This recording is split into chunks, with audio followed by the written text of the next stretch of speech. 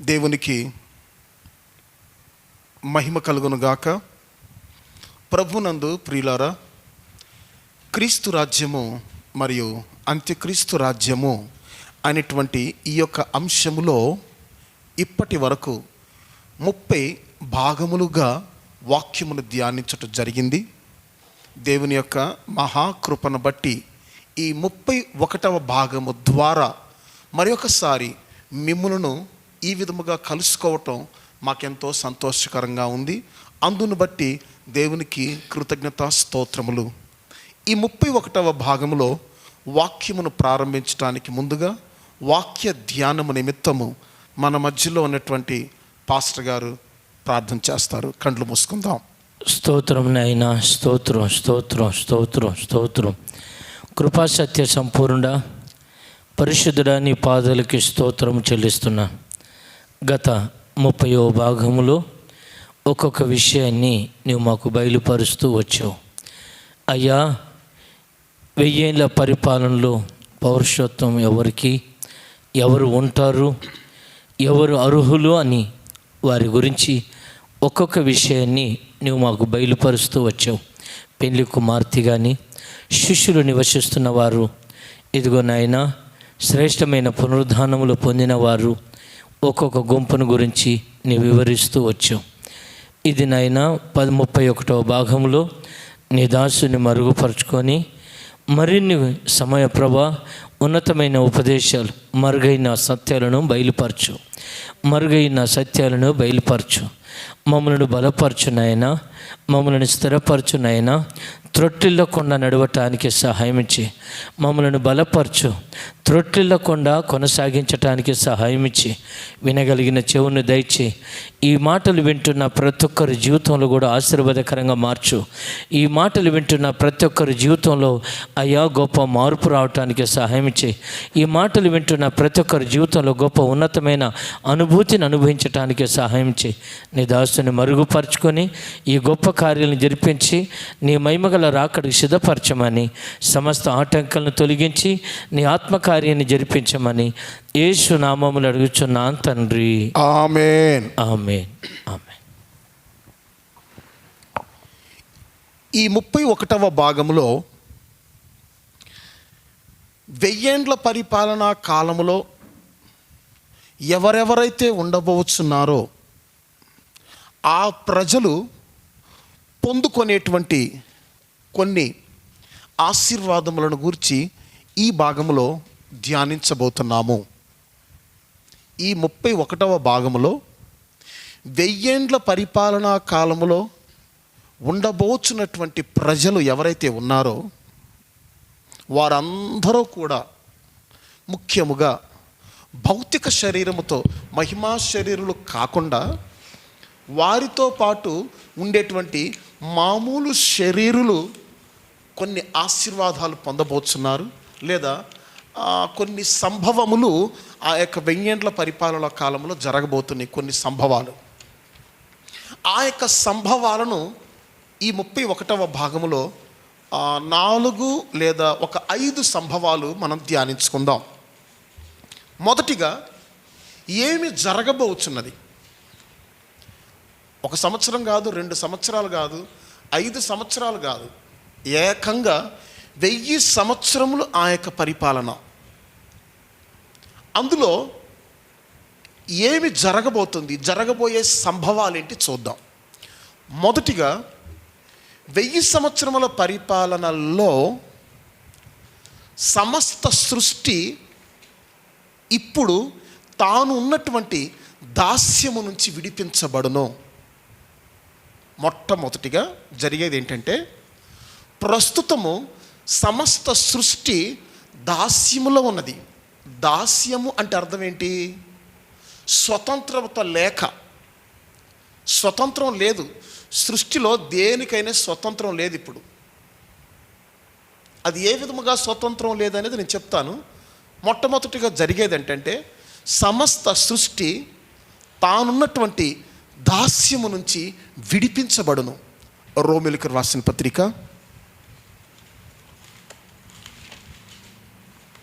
8వ అధ్యాయము 19వ వచనము నుండి చదవండి 22వ వచనము వరకు. రోమీయులకు రాసిన పత్రిక 8వ అధ్యాయము 19వ వచనము నుండి 22వ వచనము వరకు. దేవుని కుమారుల ప్రత్యక్షత కొరకు, దేవుని కుమారుల ప్రత్యక్షత కొరకు సృష్టి మిగుల ఆశతో తేరి చూచుచు కనిపెట్టుచున్నది.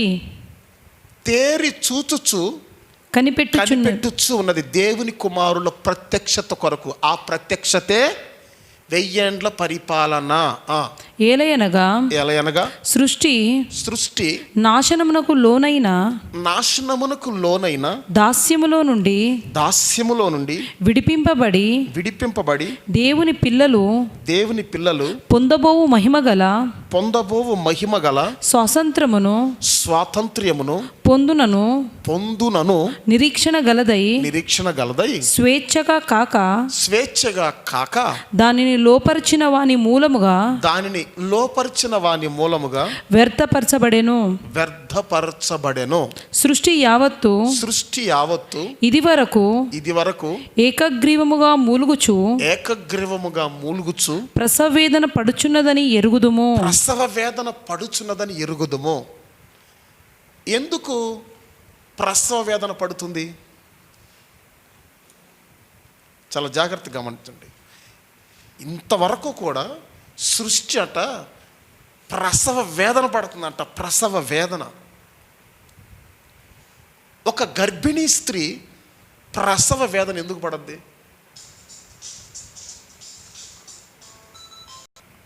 22వ వచనాన్ని మరొకసారి చదవండి దయచేసి. 22వ వచనం. సృష్టి యావత్తు ఇది వరకు ఏకగ్రీవముగా మూలుగుచు ప్రసవ వేదన పడుచున్నదని ఎరుగుదుము. ప్రసవ వేదన పడుతుందంట సృష్టి. ఈ యొక్క వచనములో చాలా మర్మం ఉంది. సృష్టి ఇది వరకు మూలుగుచు ప్రసవ వేదన. ఒక ప్రసవించు స్త్రీ, ఒక గర్భముతో ఉన్న స్త్రీ ఎందుకు వేదన పడుతుంది? ఎందుకు మూలుగుద్దామా? ఒక నూతన శిశువుకి ఏమివ్వటానికి? జన్మనివ్వటానికి. ఇదే విధంగా సృష్టి ప్రారంభించబడింది మొదలుకొని ఇప్పటి వరకు మూలుగుతుందంట. దానికి ఎందుకో మూలుగు. ఎందుకు సృష్టికి ప్రసవ వేదన అంటే, ఒక నూతన సృష్టి కొరకు సృష్టి అంతా కూడా మూలుగుతుంది, ప్రసవ వేదన పడుతుంది. త్వరగా 1000 ఏళ్ల పరిపాలన వస్తే బాగుండు అని చెప్పేసి బాగా మూలుగుతుందంట సృష్టి. దేవునికి స్తోత్రం. ఒక నూతన శిశువుకు జన్మనివ్వటానికి స్త్రీ నొప్పులు పడుచు, కేకలు వేయచ్చు, ఏ విధముగా మూలుగుద్దో సృష్టి కూడా ఆ విధంగా మూలుగుతుందంట. నొప్పులు పడుతున్నాయంట దాని యొక్క సృష్టికి. ఎందుకు నొప్పులు పడుతుందంటే, ఆదాము చేసిన పాపం వల్ల సమస్త సృష్టి శపించబడింది. ఆదికాండం 3వ అధ్యాయానికి మనం వచ్చినట్లయితే 17-18 వచనాలు అనుకుంటున్నా. చూడండి, ఆదికాండం 3వ అధ్యాయం 17వ వచనం.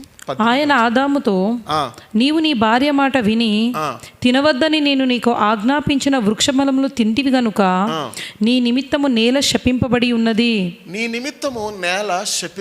ఉన్నది. ప్రయాసముతోనే నువ్వు బ్రతుకు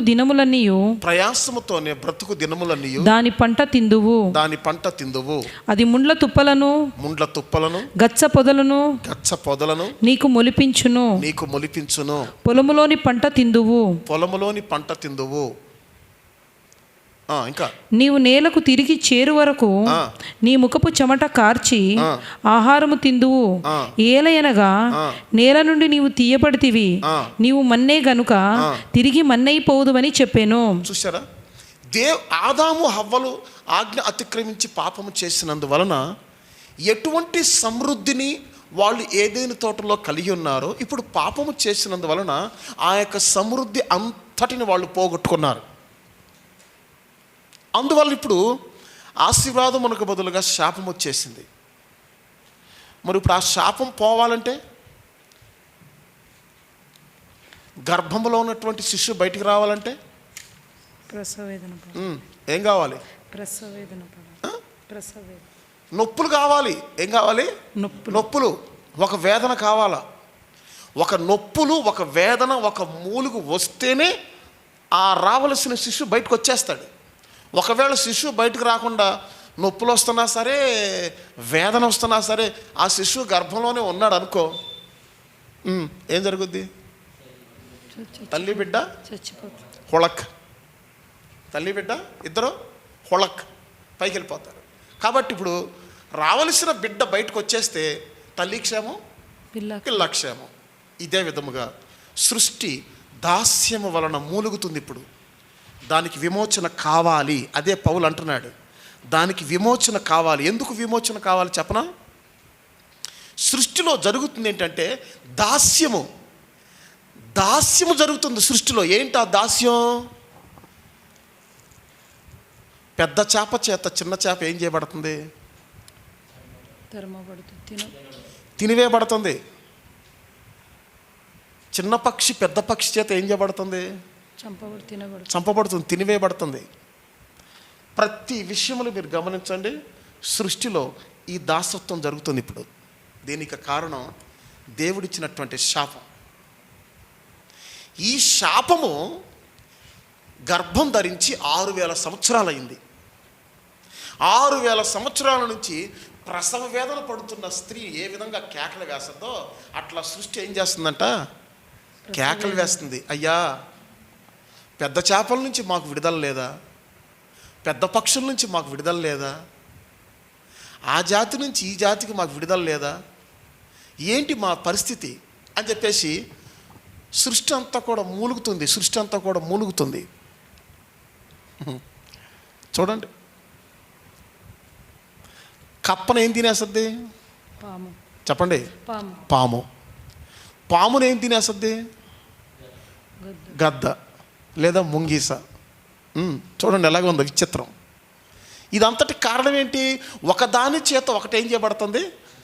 చంపబడుతుంది. అంటే దాసత్వంలో ఉంది. ప్రస్తుత సృష్టి దాసత్వంలో ఉంది. ఆ యొక్క దాసత్వం వచ్చినందువల్లే కదా కయ్యూని హేబెల్ని ఏం చేశాడు? చంపేశాడు.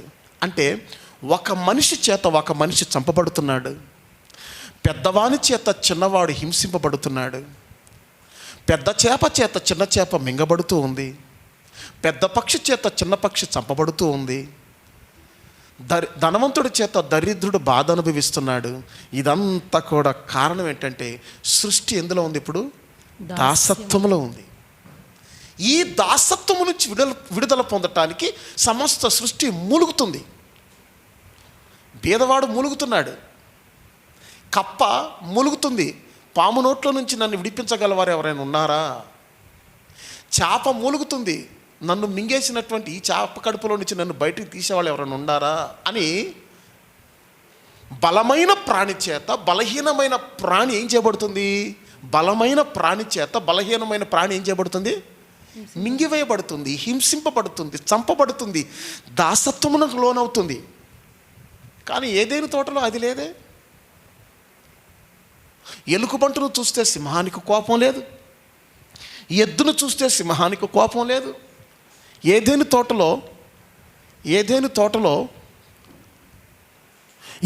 తోటలో ఈ యొక్క బొమ్మ మీరు గమనించినైతే మీ అందరికీ నేను ఈ యొక్క బొమ్మ కనబడుతుంది అని అనుకుంటున్నాను. ఈ యొక్క చిత్రాన్ని మీరు గమనిస్తే, ఈ యొక్క పటాన్ని గమనిస్తే కోల్పోయిన ఏదేని తోట యొక్క అనుభవము అని చూస్తున్నాం. అంటే ఏంటి? ఈ బొమ్మలు మీరు ఏం గమనిస్తున్నారు?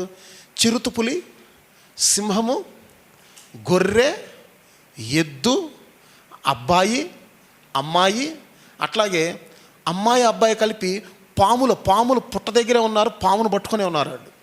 చూడండి, నక్క ఇక్కడే ఉంది, తోడేలు ఇక్కడే ఉంది. అన్ని జంతువులు ఒకే చెట్టు కింద ఉన్నాయి. వాటన్నిటి దగ్గర ఒక చిన్న అమ్మాయి అబ్బాయి ఉన్నారు. దాని అర్థం ఏంటి? అసలు ఏ ప్రాణికి మధ్యలో ఏమి లేదు, విరోధం అనేటువంటిది లేదు. ఎంత చక్కగా కలిసి ఉన్నారు చూడండి. మరి ఇప్పుడు ఎందుకు లేదు ఇట్లా? ఒక జంతువు చేత ఒక జంతువు ఎందుకు చంపబడుతుంది?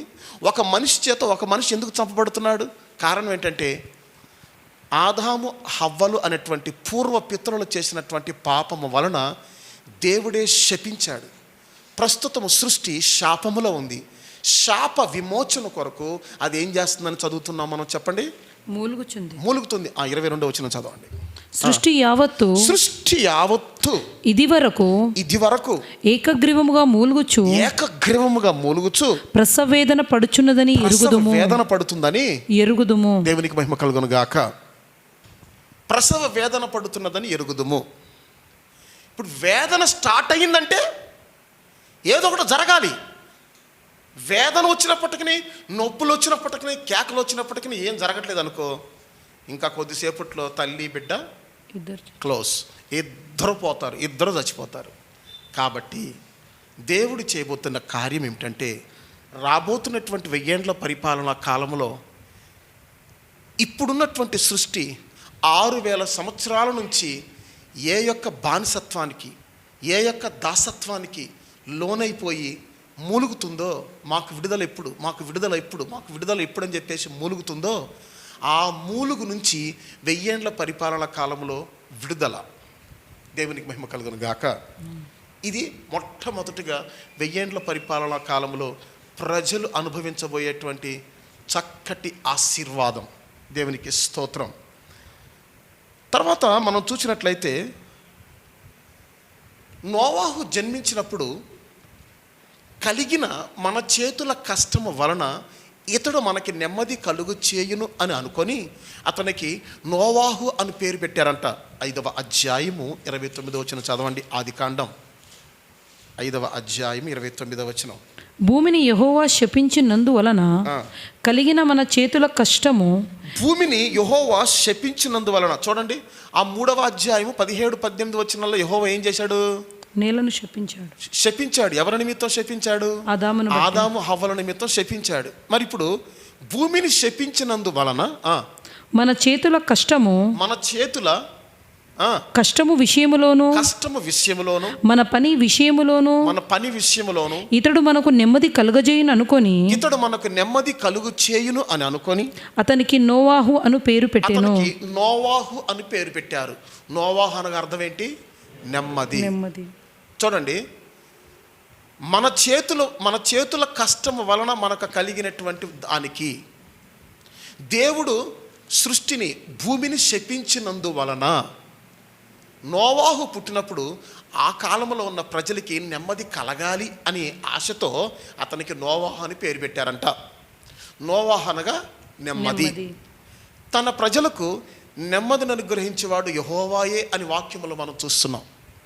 తన ప్రజలకు నెమ్మదిని అనుగ్రహించేవాడు యెహోవాయే అని చూస్తున్నాం. అంటే దాని అర్థం, నోవాహు యేసుక్రీస్తు తన ప్రజలకు ఇచ్చేటువంటి నెమ్మదికి సాదృశ్యంగా ఉన్నాడు. పాత నిబంధన భక్తులను ఎవరిని గమనించినా సరే ఏదో ఒక కోణములో ఎవరిలో కనపడతారు? వాళ్ళు క్రీస్తులో కనపడతారు. సంసోను ఉన్నాడు, ఫిలిష్తీయుల చేతిలో నుంచి ఇశ్రాయేలీయులను రక్షించటానికి అతడు పుట్టాడు అని ఉంది. యేసు ప్రభు తన జనాంగాన్ని, తన జాతిని లేదా ఇశ్రాయేలు వారిని పాపము నుంచి రక్షించటానికి అతడు పుట్టాను అని ఉంది. అంటే పాత నిబంధన కాలంలో ఉన్న ప్రతి భక్తుడు ఏదో ఒక కోణములో యేసు ప్రభువులో కనబడతాడు. యోసేపు కానివ్వండి, అబ్రహాం కానివ్వండి, యోబు కానివ్వండి, సంసోను కానివ్వండి, ఎవరైనా సరే. ఇప్పుడు నోవాహు కూడా యేసు ప్రభువులు ఎట్ట కనపడుతున్నారంటే, ప్రయాసపడి భారము మోయిచున్న సమస్త జనులారా మీరు నా యొద్దకు రండి, నేను మీకేమిస్తాను? విశ్రాంతినిస్తాను. 1000 ఏండ్ల పరిపాలనకు మరి ఒక పేరు ఏంటంటే విశ్రాంతి కాలము. 1000 ఏండ్ల పరిపాలనకు మరి ఒక పేరేంటి? విశ్రాంతి కాలము. నా జనులు ఇక్కడ ఎన్నటికీ నీ సిగ్గునందరు, ఎందుకనగా నేను వారికి ఇచ్చేటువంటి రక్షణ వారు చూసేదరు, నెమ్మదిని వారు అనుభవించేదరని చెప్పేసి ప్రవక్త ప్రవచించట్లేడా? దేవునికి స్తోత్రం కలుగును గాక. కాబట్టి ప్రభునందు ప్రియులారా, రోమిలకు రాసిన పత్రికలో ఆ 8వ అధ్యాయము లో ఇంతకుముందు 19 నుంచి 22 వరకు మనం చదివినట్లుగా 1000 ఏండ్ల పరిపాలన కాలంలో మొట్టమొదటిగా సృష్టి యావస్తు దాసత్వము నుంచి ఏం చేయబడద్దు చెప్పండి? విమోచింపబడద్ది. ఇప్పుడు భూమి మీద ఎక్కడ చూసినా ఏం జరుగుతుంది? దౌర్జన్యం. పెద్దవాళ్ళు చిన్నవాళ్ళ మీద ఏం చేస్తున్నారు? దౌర్జన్యం. బలవంతులు బలహీనుల మీద ఏం చేస్తున్నారు? దౌర్జన్యం లేక కాఠిన్యమును చూపుతున్నారు.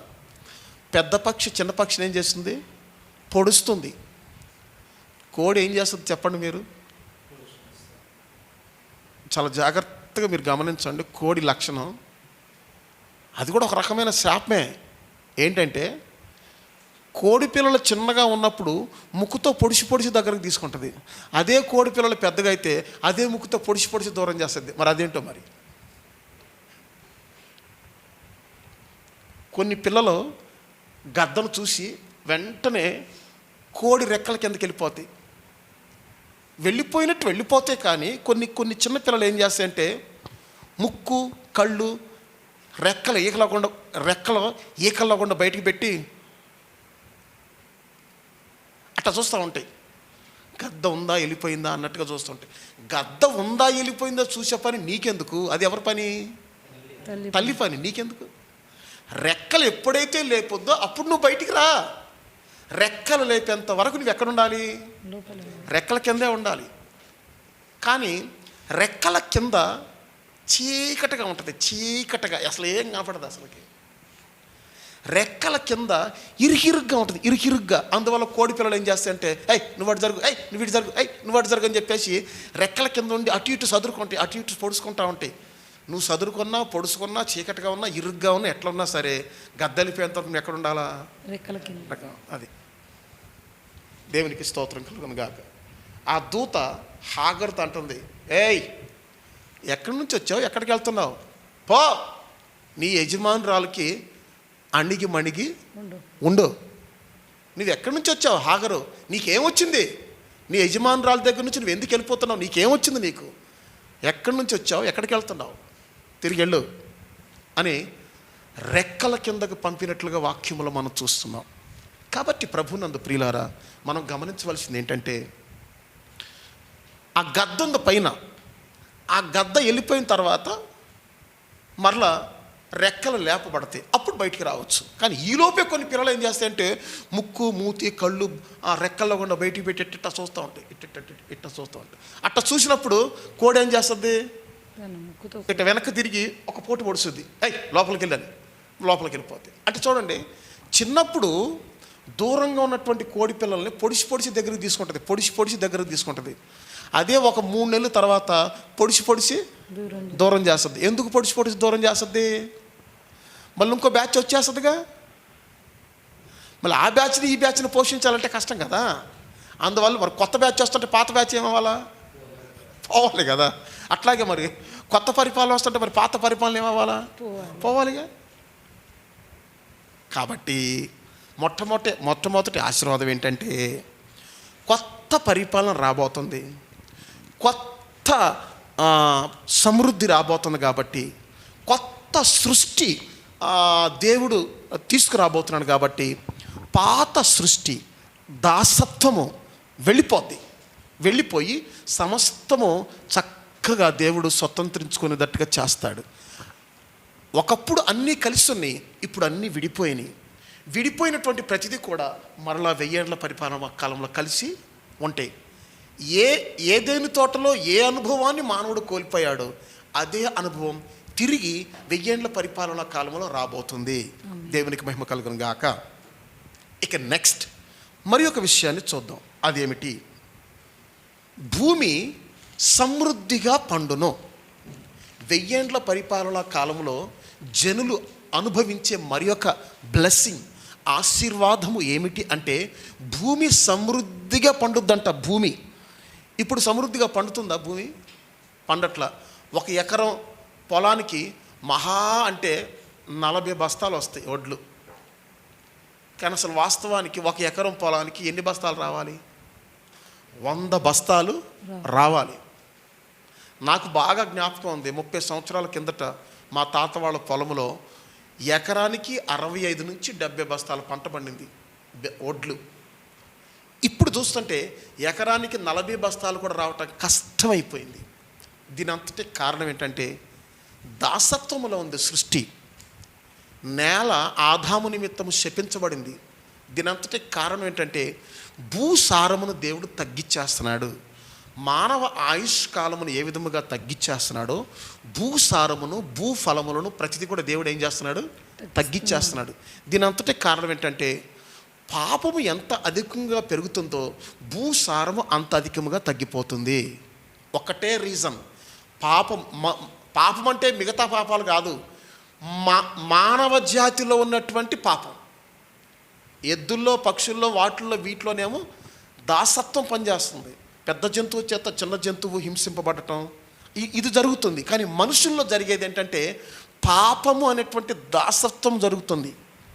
పాపము చేయి ప్రతివాడును పాపమునికి ఏమై ఉన్నాడు? దాసుడై ఉన్నాడు. ఈ దాసత్వం ఎంతగా పెరుగుతుందో సమృద్ధి, ఆశీర్వాదం అంతగా తగ్గిపోతుంది. కాబట్టి ఈ ఆశీర్వాదం లేకుంటే భూమి సమృద్ధిగా పండేటువంటి విధానము తిరిగి ఎప్పుడు వస్తుందంటే 1000 ఏళ్ల పరిపాలన కాలంలో వస్తుంది. దేవునికి మహిమ కలుగును గాక. ఇప్పుడు ఈ బొమ్మను మీరు గమనించండి. ఈ బొమ్మ 100 అంతలుగా ఫలమునిచ్చు నూతన భూమి అని చూస్తున్నాం. 100 అంతలుగా ఫలమునిచ్చు నూతన భూమి అంటే 1000 ఏళ్ల కాలంలో 100 అంతలుగా ఫలమునిచ్చు నూతన భూమి అని చదువుతున్నాం. నూతన భూమి అంటే ప్రస్తుతం ఉన్నటువంటి శాపము తొలగించబడి భూమి నూతనపరచబడద్ది. నూతనపరచబడటం అంటే పోగొట్టుకున్నటువంటి సారమంతా కూడా తిరిగి భూమికి ఇవ్వబడద్ది. ప్రస్తుతము యెరూషలేములో, పాలస్తీనా దేశంలో జరుగుతున్నది అదే. ఒకప్పుడు పాడైపోయి నిర్జలనముగా ఉన్నటువంటి గడియలు, అడ్డగడియలు, ప్రాకారములు లేనటువంటి పురము మీదకి నేను పోయేదును అని ఆ రోషు అనుకున్నాడే, ఒకప్పుడు పాడైపోయిందంట, నిస్సారమైపోయిందంట. కారణం అనేక మంది అన్య రాజులు వచ్చి యెరూషలేమును ముట్టడించి యుద్ధములు జరిగించి యెరూషలేము యొక్క ఆస్తిని దోచుకుని వెళ్ళిపోయినందువల్ల భూభాగం అంతా కూడా పాడైపోయింది. కానీ ఇప్పుడు చూడండి, ప్రజెంట్ అక్షరార్థంగానే మామూలుగానే యెరూషలేము ప్రాంతంలోకి వెళ్ళి మనం చూస్తే ఎంత చక్కగా యెరూషలేము ఉంటుందంటే, యేసు ప్రభు సమాధి ఉన్న తోట, బెతస్తా కోనేరు ఉన్నటువంటి స్థలం, ఆ 4 సువార్తల్లో కూడా యేసు ప్రభు సంచరించినటువంటి స్థలాలు మనం చూస్తే ఈ రోజున పర్యాటక ప్రాంతాలుగా మారి ఆహ్లాదకరమైనటువంటి స్థలాలుగా ఉన్నాయి. ఇక పంటలు ఎట్టా పండుతున్నాయి అంటే, కొబ్బరి చెట్టు ఎంత ఎత్తు ఉంటుంది, కాయలేమో ఎట్ట పట్టుకొని కోసుకోవచ్చు, తీయగా ఉంటాయి నీళ్లు. కావాలంటే మీరు ఇంటర్నెట్లో కొట్టుకొని చూసుకోండి. ఇక్కడేమో కొబ్బరి చెట్టు ఏమో 30 గజాలు ఉంటుంది, నీళ్లు కొన్నే ఉంటాయి, కొబ్బరి ముదిరిపోయి ఉంటుంది. దేవునికి మహిమ కలుగును గాక. అక్కడికి పోయి చూడండి, కొబ్బరి చెట్టు ఇంతే ఉంటుంది, నా ఇంతే ఉంటుంది, నాకంటే ఇంకొక అడుగు అనుకోండి, ఇంతే గుత్తులు గుత్తులుగా గెలలు ఉంటాయి కొబ్బరికాయలు. ఇక ద్రాక్ష పళ్ళు అంటారా, ఈ హైట్లోనే కాస్తే ద్రాక్ష పళ్ళు గుత్తులు గుత్తులుగా. టమాటాలు ఒక్కొక్క టమాటా 1/4 కిలో ఉంటుంది, 1/4 కిలో ఒక టమాటా 1/4 కిలో. అక్కడ పండినటువంటి టమాటాలు ఇప్పుడు మలేషియా, సింగపూర్, పలు దేశాలకి ఎక్స్పోర్ట్ అవుతున్నాయి, ఎగుమతి అవుతున్నాయి. దేవునికి మహిమ కలుగును గాక. కానీ ఒకప్పుడు మరి అది పాడైపోయిందే, ఒకప్పుడు నిస్సారంగా ఉందే. కారణం, నా జనాంగమును నేను తిరిగి రప్పించదను, జాలి నొందని దానితో, జాలి నొందుదానవని, నీవు నా కుమార్తెవని, మీరు నా జనాంగమని నేను చెప్పుదనని దేవుడు వాళ్ళ పట్ల కనికరము చూపుతున్నాడు, వారిని క్షమిస్తున్నాడు. వారి దుఃఖ దినములు సమాప్తం అవుతున్నవి అనటానికి గుర్తు ఇశ్రాయేలు దేశంలో ఇప్పుడు పండుతున్నటువంటి పంటల సమృద్ధి. ఒకప్పుడు అది నాశనం అయిపోయింది, ఇప్పుడు చూస్తే ప్రపంచ దేశాల కన్నంతా కూడా యెరూషలేము మీదే. ఇంకో విషయం ఏంటంటే, మనకలాగా ఇక్కడ నీళ్లు స్విచ్ చేస్తే ఇంతలా బోర్ నీళ్లు పోసినట్టు అక్కడేం పోయదు. అక్కడ పంటల విధానం ఏంటంటే డ్రిప్ సిస్టమ్ అంటే ఏంటి, నీటి చుక్కలతోనే పంటలు పండిస్తారు. నీటి చుక్కలే, ఒక చెట్టుకు ఎంత నీళ్లు కావాలో అంతే నీళ్ళు అందిస్తారు. బురదగా అందించరు. దాన్ని డ్రిప్ సిస్టమ్ అంటారు. టెక్నాలజీ, తక్కువ నీళ్ళతో ఎక్కువ పంట పండించడం. భూమి అసలు తడిచినట్టే ఉండదు, కాయలు మాత్రం గుత్తులుగా ఉంటాయి. మీరు తర్వాత సెల్ ఫోన్లో చూసుకోండి, అక్కడ పండుతున్నటువంటి టమాటా పంట ఎలాగుంటుందంటే, ఇక్కడేమో టమాటా చెట్లు మనం ఏదో లెక్కలేనితనంగా కింద అట్టు వదిలేస్తున్నాం కదా, అటు కొంత పాకేటట్టుగా ఇటు కొంత పడిపోయేటట్టుగా. అసలు అక్కడ కాదు. ఒక్క టమాటా చెట్టుకి ఒకే రోజు 5 నుంచి 7 కిలోల టమాటాకాయలు దిగుతాయి. టమాటా చెట్లు ఎట్ట చేస్తారంటే సన్నటి కర్రలతో నిలబెట్టి, ఆ కర్రలకు నిలబెట్టి కడతారు టమాటా చెట్టుని. అది ఎంత ఎత్తు పెరిగితే అంత ఎత్తు టమాటా చెట్లు. మీరు చూసుకోండి, కావాలంటే సెల్ ఫోన్లో ఆ వీడియోస్ అన్నీ ఉన్నాయి. దేవునికి మహిమ కలుగును గాక. తక్కువ ఖర్చుతో ఎక్కువ పంట, తక్కువ నీళ్ళతో ఎక్కువ పంట. ఇదే వ్యవహారం, ఇదే సమృద్ధి రాబోయేటువంటి 1000 ఏండ్ల పరిపాలన కాలంలో సర్వ భూమి అందంతటా ఉంటుంది. ప్రస్తుతం యెరూషలేములో ఎటువంటి సమృద్ధి ఉందో దానికి 100 రెట్లు ఎక్కువగా ప్రపంచమంతా కూడా యేసు ప్రభు కాలంలో ఉండబోతున్నది. కాబట్టి భూమి సమృద్ధిగా పంట పండును. అది ఏ విధముగా పండుద్ది అనేది కూడా కొన్ని వచ్చిన భాగాలు నేను మీకు చెప్తాను. ఈ బొమ్మ చూడండి. ఒక ఫ్యామిలీ, భార్య భర్త వాళ్ళ అమ్మాయి అనుకుంటా. ఇక్కడ కూడా కొంతమంది పిల్లలు ఉన్నారు. పిల్లలు ఏదో యాపిల్ తోటకు వచ్చారు. చక్కగా చూడండి యాపిల్ చెట్లు కాయలు ఎలాగ ఉన్నాయో. చేత్తోనే కోసుకొని గంపలు వేసుకుంటున్నారు. గంపలు కూడా నిండిపోయినాయి. దేవునికి మహిమ కలుగును గాక. గంపలు నిండిపోయిన తర్వాత పాప తిను అని చెప్పేసి వాళ్ళ అమ్మాయికి ఇస్తున్నాడు. ఎంత బాగుంది, ఎంత చక్కగా ఉంది. తర్వాత ఇక్కడ వాళ్ళ యొక్క పెంపుడు కుక్క కూడా, పెంపుడు కుక్క. దేవునికి స్తోత్రం.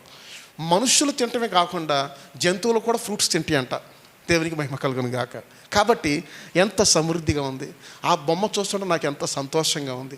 చక్కగా ప్రజలు ఆ యాపిల్స్ చెట్ల యొక్క ఫలాలు సమృద్ధిని అనుభవిస్తున్నారు.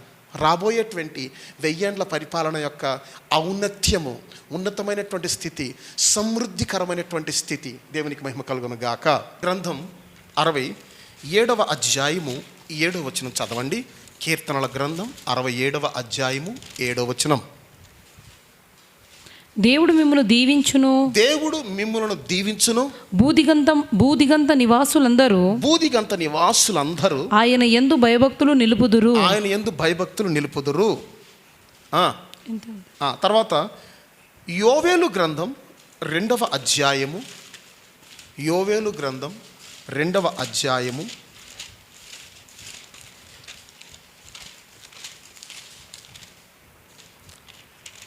21వ వచనము నుండి చదవండి 27వ వచనము వరకు.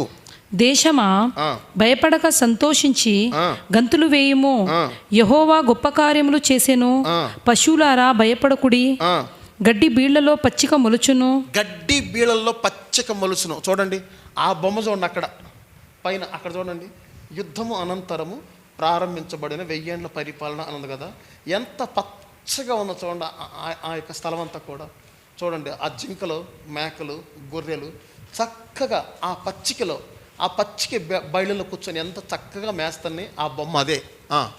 చెట్లు ఫలించును, అంజూరపు చెట్లును, ద్రాక్ష చెట్లును సమృద్ధిగా ఫలించును. సియోను జనులారా ఉత్సహించి మీ దేవుడైన యెహోవా యందు సంతోషించుడి. తన నీతిని బట్టి ఆయన తొలకరి వర్షమును మీకు అనుగ్రహించును. వాన కురిపించి పూర్వమందు వలె తొలకరి వర్షమును కడవరి వర్షమును మీకు అనుగ్రహించును. కోట్ల ధాన్యము కాదు, కొట్లు ధాన్యముతో నిండును. ధాన్యముతో నిండును. కొత్త ద్రాక్షారసమును కొత్త తైలమును గానుగులకు పైగా పొర్లి పారును. మీరు కడుపార తిని తృప్తి పొంది మీ కొరకు వింత కార్యములను జరిగించిన మీ దేవుడైన యెహోవా నామమును స్తుతించునట్లు నేను పంపిన మిడతలను గొంగళి పురుగులను పసర పురుగులను చీడ పురుగులను అను నా మహాసైన్యమును తినివేసిన సంవత్సరముల పంటను మీకు మరలా ఇత్తును. అదిగో అదేనండి ఆ పంట. అదే అంతకుముందు ఏం తినేసినాయి అంట? మిడతలు, గొంగళ పురుగులు, పసరు పురుగులు, చీడ పురుగులు, ఇవన్నీ పంటను ఏం చేసినాయి? తినేసినాయి. గొంగళ పురుగులు, పసర పురుగులు, మిడతలు, చీడ పురుగులు అంటే మీకు ఏమైనా గుర్తొస్తుందా మీకు? పచ్చది ఏది కనపడకుండా పొలములో అసలు ఎక్కడ కూడా పచ్చ మొక్క, పచ్చ గడ్డి కూడా అసలు కంటితో చూద్దామంటే కూడా పచ్చది ఏది కనపడకుండా కూర మొక్కలన్నిటినీ కూడా ఏం తినేసిన ఐగుప్తులో? మిడతలు. గుర్తొచ్చిందా మీకు? అది ఆ ఐగుప్తులోనే కాదు, చాలా చోట్ల మిడతలు అనేటువంటి, తర్వాత చీడ పురుగులు, పసర పురుగులు, మిడతలు అనేటువంటి తన సైన్యాన్ని పంపి ఏ పంటలను దేవుడు నాశనం చేశాడో ఇప్పుడు ఆ పంటలన్నింటినీ తిరిగి సమృద్ధిగా ఏం చేయబోతున్నాడు? 1000 ఏళ్ల పరిపాలన కాలంలో మరలా ఇవ్వబోతున్నాడు. ఎంత స్పష్టంగా ఉందో దేవుని యొక్క వాక్యం. చూసారా? ఆ 24, 25 మరలా చూద్దాం. 24వ వచనం, 25వ వచనం. కొట్లు ధాన్యముతో నిండును. కొట్లు ధాన్యముతో నిండును. చూసారా? ఇప్పుడు ఐగుప్తు దేశంలో ఒక కల వచ్చింది. 7 బక్కచిక్కిన ఆవులు, 7 బలిసిన ఆవులు. ఏంటి దాని అర్థం? 7 ఏమో బక్కచిక్కిన ఆవులు, 7 బలిసిన ఆవులు. సమృద్ధి కలిగిన కాలము, కరువు కలిగిన కాలం. 7 సంవత్సరాలు సమృద్ధిగా పంటలు పండే కాలం వస్తుంది. దాని తర్వాత 7 సంవత్సరాలు కరువు వస్తుంది. దేవుడు ముందుగానే చెప్పాడు, సమృద్ధిగా పండినటువంటి ఈ సంవత్సరాలలో ధాన్యాన్ని మీరు ఏం చేయండి? భద్రం చేసుకోండి. అప్పుడు యోసేపు ఏం చేస్తాడు? జ్ఞానం కలిగి కొట్లను కట్టమని చెప్పాడు ఫరోతో. అయ్యా, 7 సంవత్సరాల తర్వాత కరువు రాబోతుంది, ఈ 7 సంవత్సరాలు సమృద్ధిగా పంట పండుద్ది, దేవుడు నాకు చెప్తున్నాడు కాబట్టి దుకాణాలు కట్టమని చెప్పాడు. కొట్లు అనగా ఏంటో తెలుసా మీకు? ఇంగ్లీష్లో గోడౌన్స్. కొట్లు అనగా అర్థం ఏంటి? గోడౌన్స్.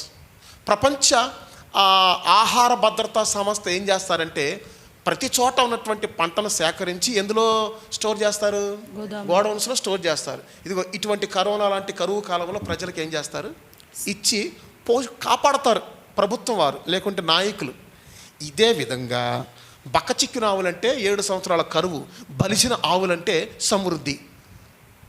ఈ విధంగా మనం చూస్తే ఐగుప్తు దేశంలో 7 సంవత్సరాలు కరువు ఎందుకు వచ్చిందంటే ఆ కారణం వేరు. ఆది కాండములో కరువు ఎందుకు వచ్చిందంటే ఆ కారణం వేరు. మరి నిర్గమాకాండంలో కరువు ఎందుకు వచ్చిందంటే ఆ కారణం వేరు. కారణాలు ఏమైనప్పటికీ కరువు రప్పించేది ఎవరు? దేవుడే. ఆ దేవుడే 1000 ఏళ్ల పరిపాలన కాలంలో విమోచింపబడిన తన జనాంగానికి ఏం కలిగిస్తాడు? సమృద్ధి. కాబట్టి భూమి సమృద్ధిగా పండును. ఎట్లా పండుద్దంట? తొలకరి వర్షము చేత, కడవరి వర్షము చేత. ఒక పంట సరిగ్గా చేతికి రావాలంటే దానికి తొలకరి వర్షం కావాలి, కడవరి వర్షం కావాలి. ఇప్పుడు చూస్తుంటే తొలకరి వర్షం పడవలసిన టైంలో కడవరి వర్షాలు, కడవరి వర్షాలు పడవలసిన టైంలో తొలకరి వర్షాలు. ఇంకో విచిత్రం ఏంటంటే ఈ ఏప్రిల్ మార్చి నెలలోను, డిసెంబర్లోను, నవంబర్లోను భయంకరమైన తుఫాన్లు వచ్చి మిరపకాయ పంట నాశనమైపోవటం, వరి పంట నాశనమైపోవటం, గోధుమ పంట నాశనమైపోవటం ఎన్నో కాలాలుగా, ఎన్నో సంవత్సరాలుగా మనం చూస్తున్నాం కదా. కారణం ఏంటి? ఋతువులు మారిపోతున్నాయి. పడవలసిన వర్షాలు పడవలసిన టైంలో పడట్లేదు, పడవలసిన దానికంటే ఎక్కువ పడుతున్నాయి, పడవలసిన దానికంటే తక్కువ పడుతున్నాయి. తక్కువ ఎక్కువ అనేటువంటిది వ్యత్యాసం కనపడుతుంది, సమతుల్యత కనపడటంలే. పడవలసిన టైంలో తొలకరి వర్షము, పడవలసిన సమయంలో కడవరి వర్షం, 2 వర్షాలు పడితే రైతుకు మంచి లాభం. దేవునికి స్తోత్రం. అందువల్ల ఒక పాట ఉంది, ఒక భక్తుడు ఈ పాట ఈ విధంగా పాడతాడు. అంటే తొలకరి వర్షము, కడవరి వర్షం వల్ల పంట ఏ విధముగా కరెక్ట్గా పండుద్దో, తొలకరి వర్షము, కడవరి వర్షం అనేటువంటి ప్రారంభ పరిశుద్ధాత్మ కుమ్మరింపు, రాబోయే కాలంలో జరగబోయేటువంటి పరిశుద్ధాత్మ కుమ్మరింపు కరెక్ట్గా ఉంటే సంఘము సమృద్ధిగా చక్కగా ఫలించి ప్రభురాకడకు సిద్ధపడద్ది అనటానికి ఈ పాట ఈ విధంగా కట్టాడు. తొలకరి కడవరి వర్షం వలన విలువైన ఫలములుగా, తొలకరి కడవరి వర్షం వలన విలువైన ఫలములుగా ఓపికతోను కనిపెట్టుచు, ఓపికతోను కనిపెట్టుచు పరిశుద్ధులైన వారు పెండ్లి గదిలో చేరెదరు. పరిశుద్ధులైన వారు పెండ్లి విందులో చేరెదరు.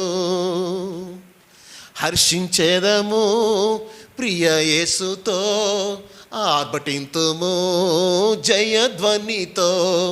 హర్షించేదము ప్రియ యేసుతో, ఆర్భటింతుము జయధ్వనితో.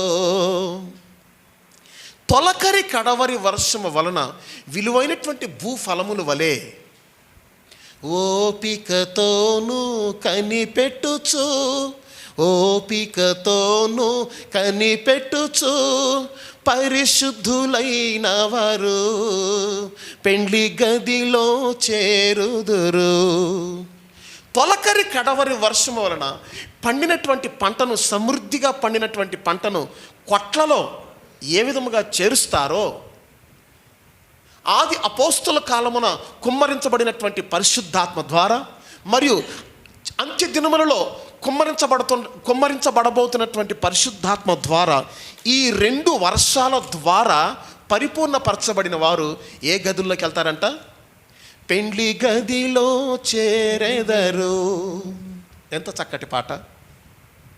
హర్షించేదము ప్రియ యేసుతో, ఆర్భటింతుము జయధ్వనితో. ఎంత చక్కటి ఈ వాక్యం. ప్రభునందు ప్రియులారా, మొదటిగా భూమి తానున్న దాసత్వం నుంచి ఏం చేయబడద్ది? విడిపించబడద్ది. రెండవదిగా భూమి సమృద్ధిగా పంట పండుద్ది. మరి ఒక వచ్చిన భాగాన్ని కూడా చూద్దాం. చూడండి,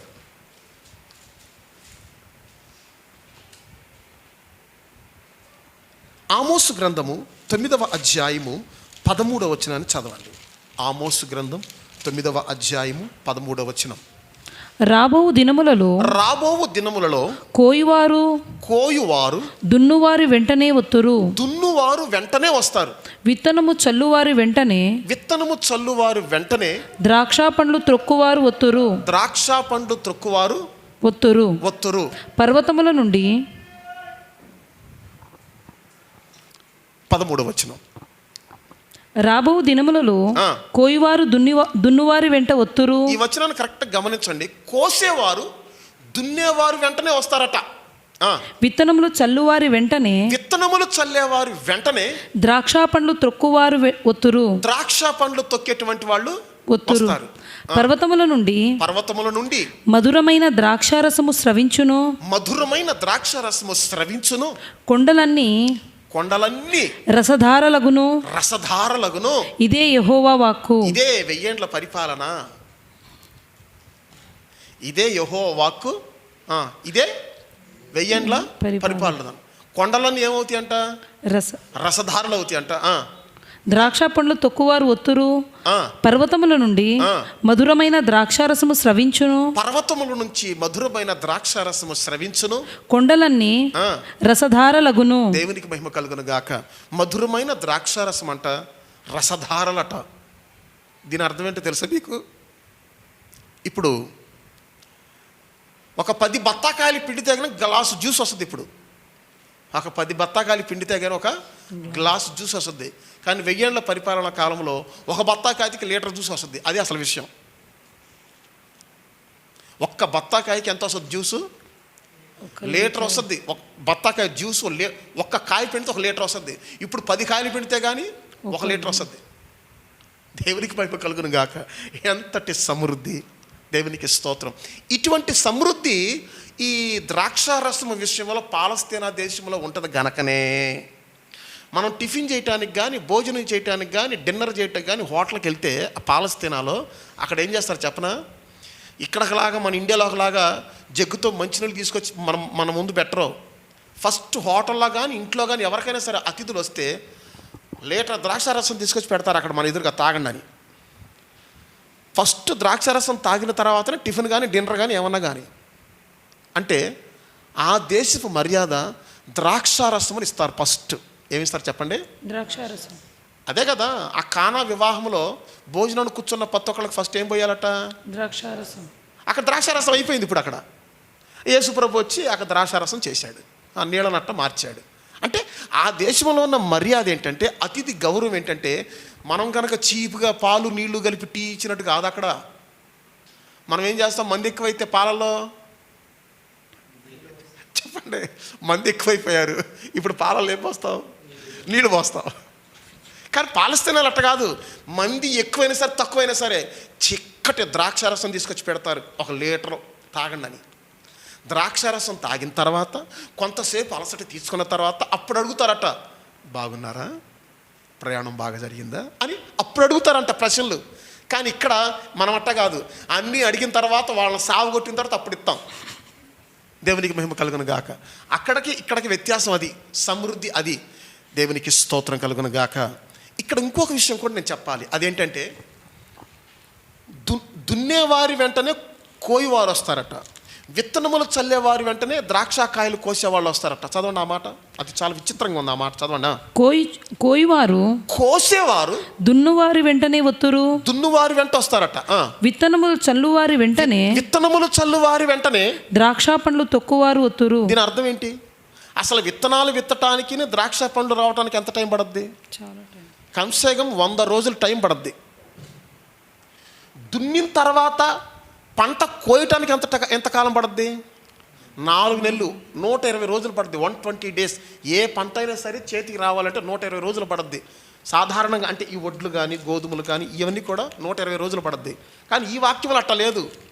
దున్నేవారి వెనకాలే కోసేవాళ్ళు వచ్చేస్తారట, విత్తనాలు చల్లేవారి వెనకాలే ద్రాక్షకాయలు కోసేవాళ్ళు వస్తారంట. అంటే అర్థం ఏంటంటే, ఒక్కరోజు కూడా వ్యత్యాసం లేకుండా ఏ టైంలో వర్షం పడాలో ఆ టైంలో పడద్ది, ఇంకంతే. ఇక్కడ ఇంకో విషయం కూడా మనం ధ్యానించవచ్చు. అబ్బాయి, నా పొలము పలానా రోజున కోతకొస్తుంది, మీరు నా పొలంలో ద్రాక్ష పండ్లు కొయ్యటానికి మీరు రావాలని చెప్పేసి ఆ పొలం యజమాని ఆ రోజుకి ఆ టయానికి కరెక్ట్గా కోసే వాళ్ళకి, ఆ కూలి వాళ్ళకి ముందుగానే అడ్వాన్స్ ఇచ్చి పెట్టేస్తాడంట. అదే విత్తనాలు చల్లేవారి వెనకాల పంట కోసేవాళ్ళు వస్తారంటే అర్థం అదే. ఒక్కరోజు కూడా అటు ఇటు అవ్వదు. 1000 ఏళ్ల పరిపాలనా కాలంలో తొలకరి వర్షం కడవరి వర్షం కరెక్ట్గా పడద్ది. పంట ఒక్కరోజు ముందు వెనక కూడా అవ్వదు. కూలి వాళ్ళను ముందుగానే అడ్వాన్స్ ఇచ్చేసి పెట్టేసుకుంటారు. పలానా రోజు నువ్వు నా పొలంలోకి రావాలి, పలానా రోజు నువ్వు నా పొలంలోకి రావాలని ముందుగానే పెట్టేసుకుంటారు. ఎందుకంటే మరి అందరి పొలాల్లో సమృద్ధిగా పంట పండుద్దిగా. మరి కూలి వాళ్ళని నువ్వు ముందుగానే మాట్లాడకపోతే వాళ్ళు వేరే చోటకి వెళ్ళిపోతారు. అందువల్ల ఆ వచనంలో ఏముందంటే, విత్తనాలు చల్లే రోజునే ఎవరిని మాట్లాడేసుకుంటారు? దున్నువారు.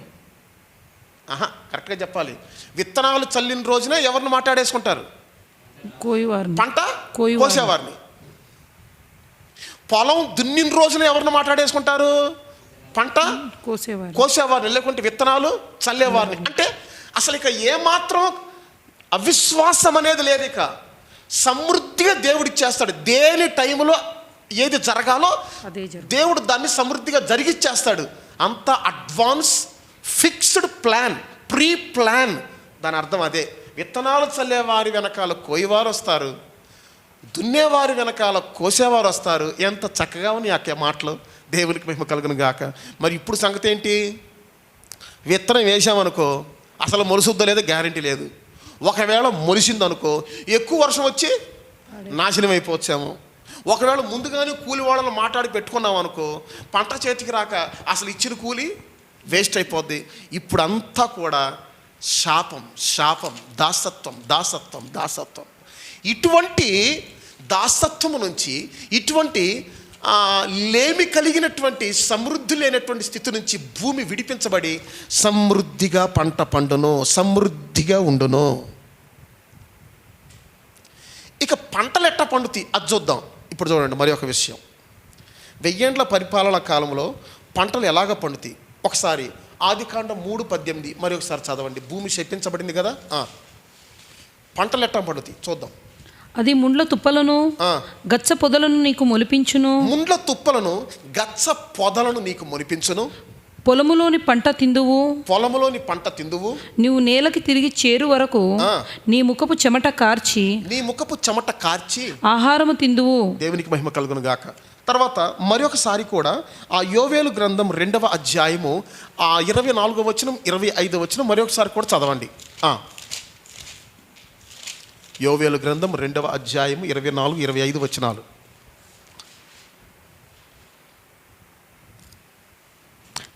కొట్లు ధాన్యముతో నిండును, కొత్త ద్రాక్షారసమును, కొత్త తైలమును, గానుగులకు పైగా పొర్లి పారును.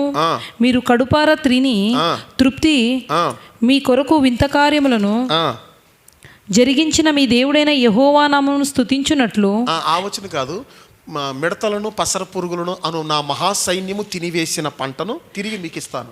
నేను పంపిన మిడతలు, గొంగళి పురుగులు, పసర పురుగులు, చీడ పురుగులను అను నా మహాసైన్యము తినివేసిన సంవత్సరముల పంటను మీకు మరలా ఇత్తును. ఇదండి పంటలు పండే సమృద్ధి ఎలా ఉంటుందంటే, ఈ 6000 సంవత్సరాల నుంచి ఎక్కడెక్కడ మిడతలైతే తినేసినాయో, ఎక్కడెక్కడైతే పసర పురుగులు చీడ పురుగులు తినేసినాయో ఆ పంట అంతా కూడా తిరిగి ఎక్కడిస్తాడంట?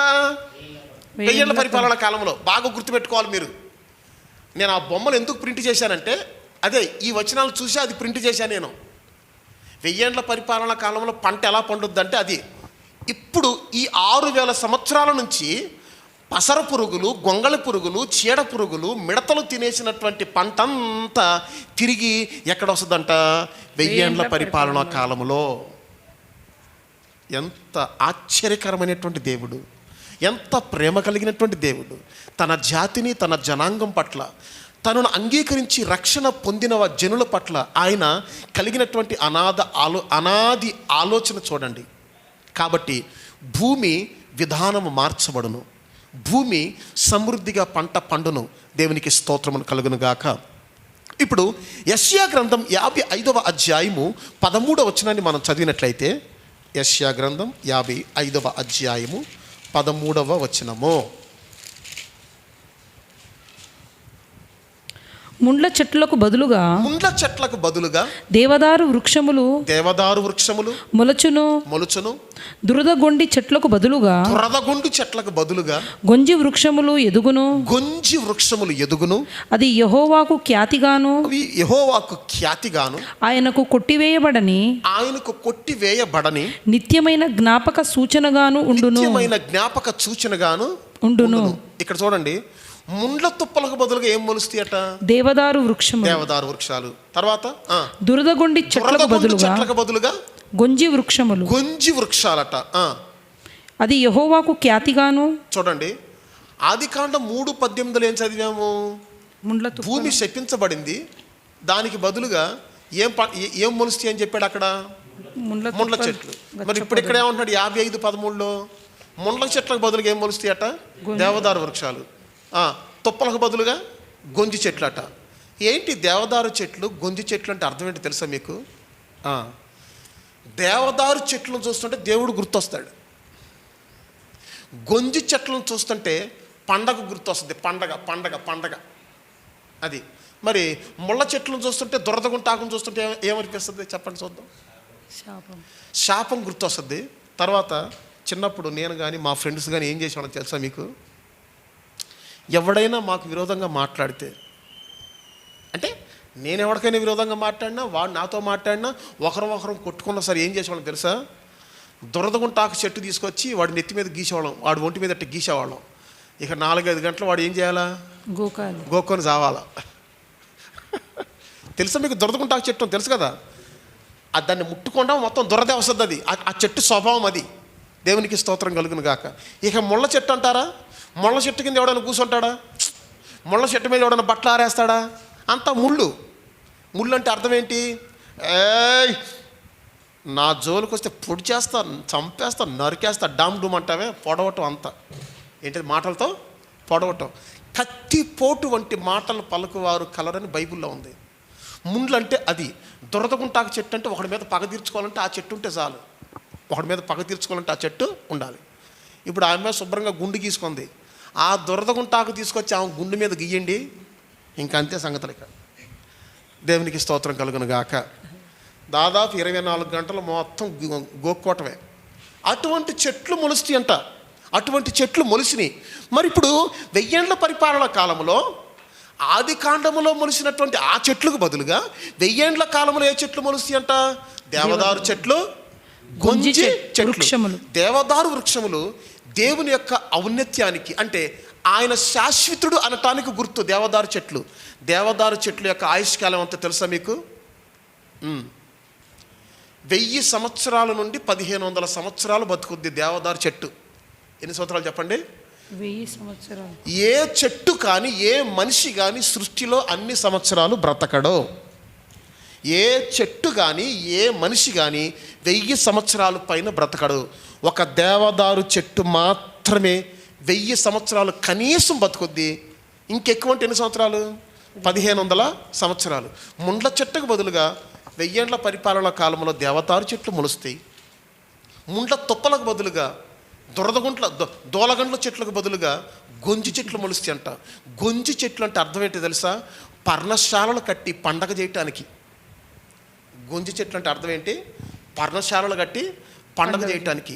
5 విధములైనటువంటి ఆకులతో, 5 విధములైనటువంటి వృక్షం యొక్క ఆకులతో ఇశ్రాయేలీలు ప్రతి సంవత్సరం మా దేవుడైనటువంటి యెహోవా, మేము అన్య దేశంలో పరవాసులుగా ఉన్నప్పుడు, ఐగుప్తు దేశంలో బానిసలుగా ఉన్నప్పుడు మమ్మల్ని బయటకు తీసుకొచ్చాడు.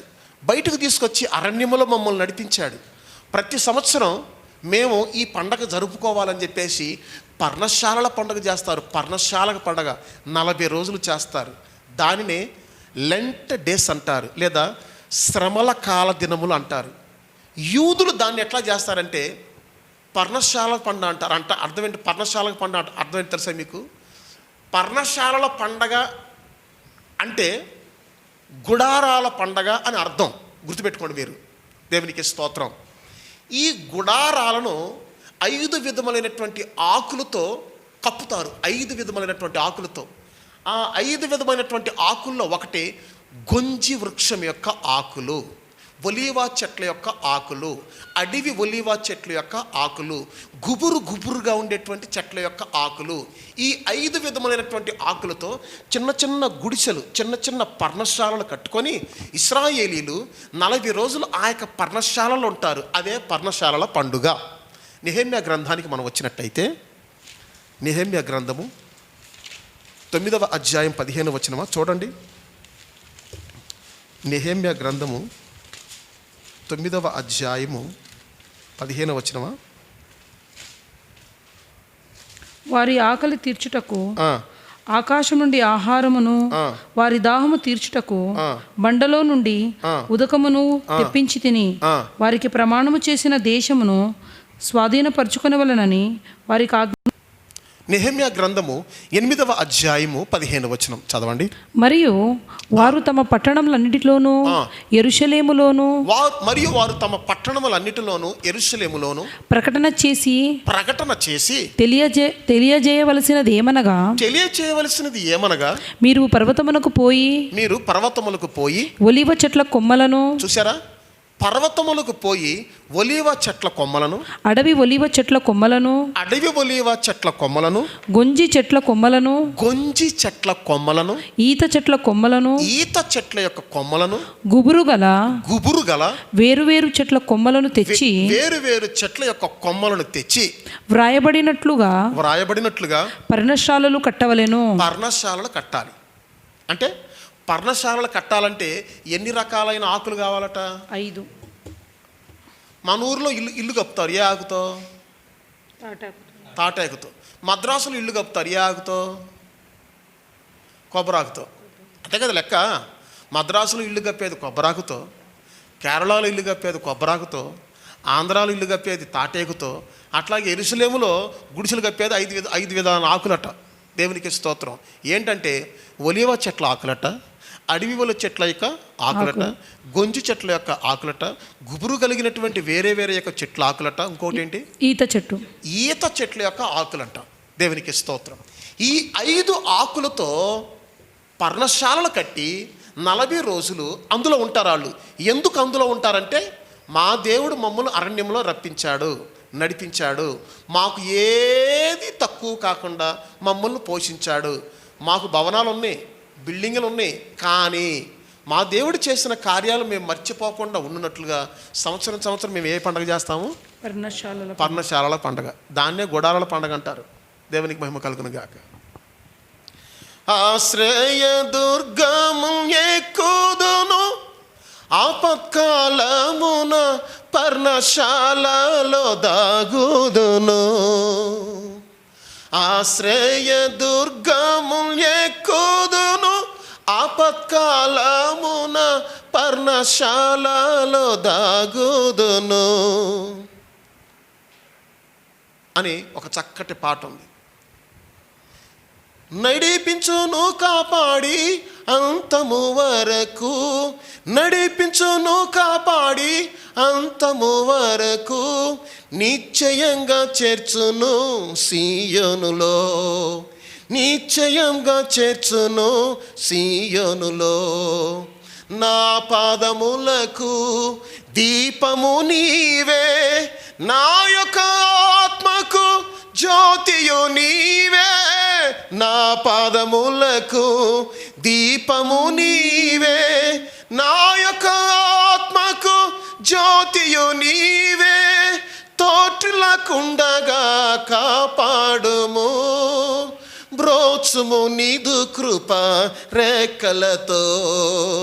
తోటలకుండగా కాపాడుము, బ్రోచుము నీదు కృప రెక్కలతో. ఆశ్రయ దుర్గమును ఎక్కుదును, ఆపత్కాలమున ఎక్కడ దాక్కుంటాను? పర్ణశాలలో. ఏమిటి పర్ణశాల పండగ అంటే 40 సంవత్సరాలు వారిని ఎక్కడ నడిపించాడు చెప్పండి? అరణ్యములో నడిపించిన మాట నిజమే, కానీ వాళ్ళకి ఏదైనా తక్కువైందా? అరణ్యములో, అలనాడు అరణ్యములో ఏది తక్కువ కాకుండా 40 సంవత్సరాలు వారిని ఏ విధంగా నడిపించాడో, రాబోయేటువంటి 1000 సంవత్సరముల పరిపాలన కాలంలో తన ప్రజలకి ఏది తక్కువ కాదు. చాలామందికి అసలు గుడారాల పండుగ అంటే అసలు తెలవదు. ఏదో పొలోమని ఆ గుడారాల పండగకి వెళ్తారు, 4 రోజులు అక్కడ ఉంటారు, సంతోషిస్తారు, వస్తారు. కానీ అసలు గుడారాల పండుగ అంటే అసలు అర్థం తెలియదు వాళ్ళకి. గుడారాల పండుగ ఎందుకు చెయ్యాలంటే, ఉండటానికి బిల్డింగులు ఉన్నా సరే, అంతస్తులు ఉన్నా సరే, ఇటువంటి స్లాబ్తో కట్టినటువంటి ఇల్లు యూదులకు లేవని కాదు, కానీ తమ దేవుణ్ణి జ్ఞాపకం చేసుకోవటానికి 40 రోజులు వాళ్ళు ఎందులో ఉంటారు? ప్రతి సంవత్సరం ఎందులో ఉంటారు? పర్ణశాలలో ఉంటారు. బిల్డింగులు ఉంటాయి కానీ గుడిచలో ఉంటారు వాళ్ళు 40 రోజులు. పండగది 5 విధములైనటువంటి ఆకులతో ఆ యొక్క గుడారాలు కప్పుతారు. అందులో ఒకటి గొంజి వృక్షములు, గొంజి చెట్లు. ఇవి పండగకు ఉపయోగిస్తారు, పండక్కి. దేవునికి మహిమ కలుగును గాక. ఏది ఇంట్లోకి వెళ్తే మామిడాకులు కట్టుకొని వెళ్ళినట్టుగా, అట్లాగే వీళ్ళు ఏ ఆకులు వాడతారంట? 5 విధములైన ఆకులు. తర్వాత అదే యెషయా గ్రంథము 35వ అధ్యాయము మొదటి 2 వచనాలు చదవండి. యెషయా గ్రంథము 35వ అధ్యాయము మొదటి 2 వచనాలు. అరణ్యమును ఎండిన భూమియు సంతోషించును, అడవి ఉల్లసించి కస్తూరి పుష్పము వలె పూయును, అది బహుగా పూయుచు ఉల్లసించును, ఉల్లసించి సంగీతములు పాడును. లెబానోను సౌందర్యము దానికి కలుగును, కర్మేలు షారోనులకున్న సొగసు దానికుండును. అవి యెహోవా మహిమను మన దేవుని తేజస్సును చూచును. 1000 ఏళ్ల పరిపాలన ఎట్టుంటుందంటే, లెబానోను శిఖరం వలె ఉంటుందంట, కర్మేలు పర్వతం వలె ఉంటుందంట. కస్తూరి పుష్పము వికసిస్తే ఎంత అందంగా ఉంటుందో 1000 ఏళ్ల పరిపాలన అట్లా ఉంటుందంట. ఆ బొమ్మ చూడండి ఎలాగుందో. అబ్బా, అవతలేమో దేవుని పట్నం ఉన్నట్టుగా పెద్ద పర్వతం ఉంది, యువతలేమో జీవరాశులని కూడా పచ్చ గడ్డి మేస్తున్నాయి. మధ్యలో చూడముచ్చటగా ఏం వెళ్తుంది? ఒక నది. ఆ నదిలో నీళ్ళు డైరెక్ట్గా పట్టుకుని చక్కగట్ట తాగేయచ్చు, ఎటువంటి కల్మషం ఉండదు. దేవునికి స్తోత్రం. అబానాయును పర్ఫస్సు అనేటువంటి 2 నదులు ఉన్నాయి ఇశ్రాయేలు దేశంలో. ఈ నదుల్లో ఉన్నటువంటి నీళ్లు స్వచ్ఛంగా ఉంటాయి, చల్లగా ఉంటాయి, పంటలు బాగా పండుతాయి ఆ నీళ్ళకి. హైదరాబాదులో కనుక మూసీ నీళ్ళతో పంట పండిస్తున్నట్టు కాదు. ఇజ్రాయేలు దేశంలో అభనాయును పర్ఫస్ అనేటువంటి నదులలో ఉంటాయి నీళ్లు. ఆ నీళ్ళు ఎక్కడి నుంచి వస్తాయి అంటే లెబానోను పర్వతములో మంచుగడ్డలు కరిగి చల్లటి నీళ్లు ఆ నదుల్లోకి వస్తూ ఉంటాయి. అందుకనే ఆ యొక్క నయామాన్ అంటున్నాడు, ఇజ్రాయేలు దేశంలో ఉన్నటువంటి శ్రేష్టమైనటువంటి నదులైన అభానాయును పర్ఫస్ అనేటువంటి నదుల్లో మునిగి నేను శుద్ధుడిని కాలేనా? నువ్వు ఈ మురికి కాలవైనటువంటి యోర్ధానులో మునగమంటున్నావు అని చెప్పేసి కోపం చేశాడు. అంటే దాని అర్థం ఏంటి? ఇజ్రాయేల్ దేశంలో ఉన్న నదులు అన్నిటికంటే శ్రేష్టమైనవి. కారణం ఆ నదుల్లోకి నీళ్ళు ఎక్కడి నుంచి వస్తాయి? లెబానోను పర్వతం మీద నుంచి వస్తాయి. కస్తూరి పుష్పము పూయినట్లుగా ఉంటుందంట 1000 ఏళ్ల పరిపాలన. కస్తూరి పుష్పం పూస్తే ఎట్లాగా ఉంటుందంటే ఎంతసేపు చూసినా దాన్ని చూడాలనిపిస్తూనే ఉంటుందంట. ఈ పుష్పము వికసించుట అనేటువంటి దానికి ఇంగ్లీష్ ట్రాన్స్లేషన్లోను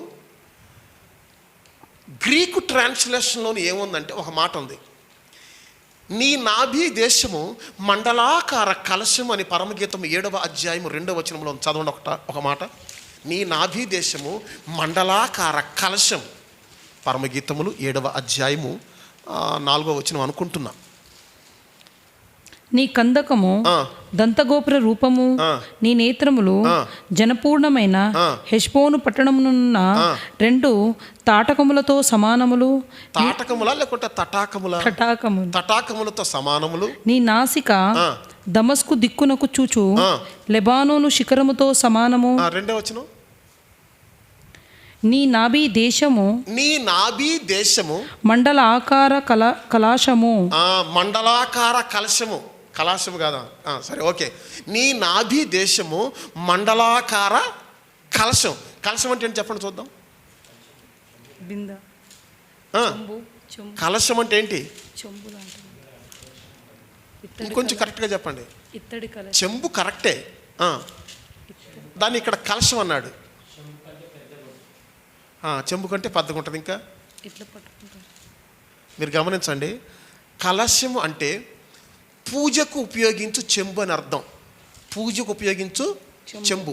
ఆ చెంబు ఏ ఆకారంలో ఉంటుందంటే మీరు చూడండి, కొన్ని ఇళ్లలో ఉంటే ఆ చెంబు మీద మామిడాకులు కానీ ఇతర ఆకులు కానీ లేకుంటే పువ్వులు కానీ విచ్చుకున్న పువ్వు రూపంలో పెడతారు ఆ యొక్క చెంబు మీద. లోటస్, అది దేవునికి మహిమ కలుగును గాక.